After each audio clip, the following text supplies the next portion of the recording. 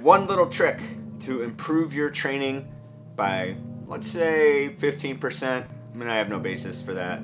15% better improvement on your training, then stay tuned to this video.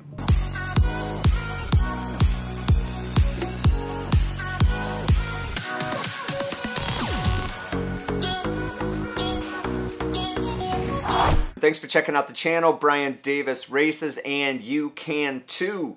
Listen, I figured out something that is kind of interesting. This is going to be a very short video, but it's a tip that I think is really important because extrapolating what this tip is going to do for me when I start racing this summer, I think it's going to lead to a pretty massive improvement. So I figured out a little bit of a hack for getting through the last interval or two of training peaks, and I want to show you exactly how that works. Man, I tell them all what's up now. Oh, now they all wanna fuss now. Don't look around in the city, when I look around, it's us now. Man, they wanna kick you when I touch now. Why you wanna be in that sus now? Talking about fam, you ain't cuz now. Calling me B, I got a buzz now.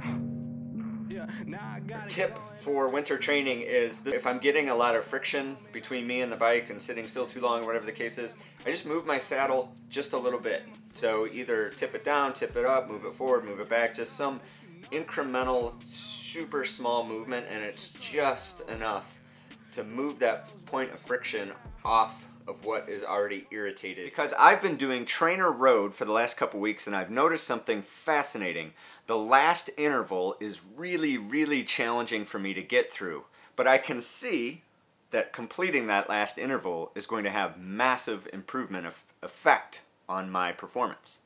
All right, so what is the trick? Well, first, let's take a look at today's workout. Not sure if you can see that, but there's three main sections of this workout with a tiny little rest in between each of the three sessions and a little bit more significant rest in between each one. This is a 2-hour workout. It's called Right Peak 2. Intensity factor is 0.8 and a 127 prescribed TSS. Now I'm going to load this workout in and I'm going to get started. And I suspect when I'm about halfway through that first interval, I'll think, there's no way I'm going to finish this. I'm going to quit. But I'll push on, and then I'll get into the second interval and I'll say to myself, if you can get halfway through the second workout, then you'll be halfway there. So that'll be cool. But then when I get to the third workout, that's when I can tell myself all the stuff I want, but my body's just like, nope, we're done.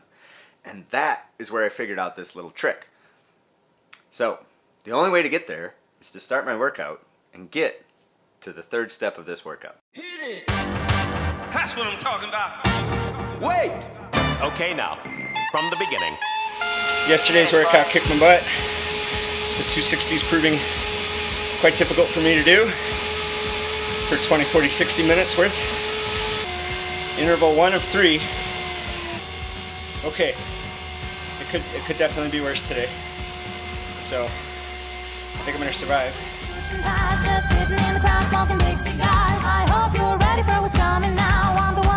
What we're gonna do is we're gonna quit watching bubblegum YouTube stuff, and we're gonna look for, let's see,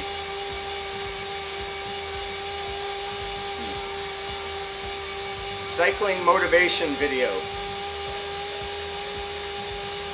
Oh, that's perfect. Alright, I think I've watched this one before, but I'm gonna watch it again. So I have found when I watch cycling videos with great sprint finishes and bunch action and pelotons moving and crashing here and there, I get super motivated and I usually overshoot the prescribed wattage. Time sort of disappears and I go to a different spot.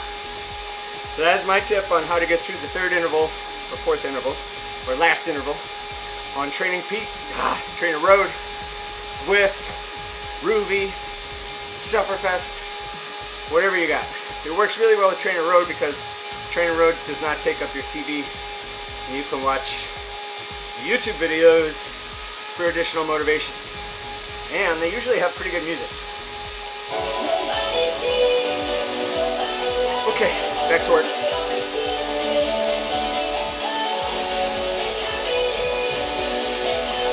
Let's see, 158. Supposed to bring it down.